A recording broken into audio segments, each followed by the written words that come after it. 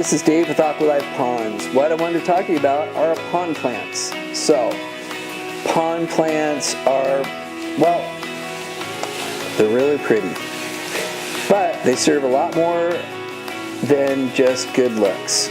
So, if you have an ecosystem pond or a water garden pond, however you want to phrase your pond, then plants are really crucial. It's part of the ecosystem. So what we're doing with water garden ponds or ecosystem ponds is we're emulating natural wetland filtration processes. We're kind of just borrowing what already works in Mother Nature, and that's what we're doing with the pond. So we've got a biological filter, and we have wildlife in the pond, whether it's fish or turtles or both. They are eating food, they're excreting ammonia, and this is a closed system. So what do we do with the ammonia? The ammonia has to go through a filter, and that filter transfers ammonia to nitrates.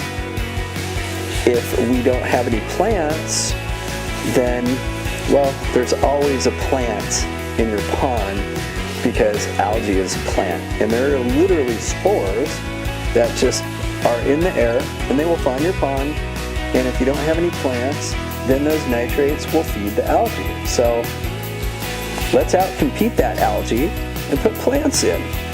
Then the plants take up the nitrates, and they look beautiful. And then you've got a really cool looking pond.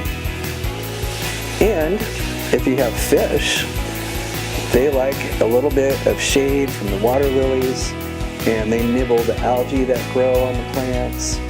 And it's just, I don't know, wherever you are in nature, if there's water, there's plants, right? So want it to look natural. Put plants in your pond. It serves so many different purposes. Crucial for the ecosystem, crucial for the pond to function properly, and it looks super cool. So if this is something that you might need to incorporate into your water feature, please give us a call. It's Dave with Aqualife Ponds. Enjoy life.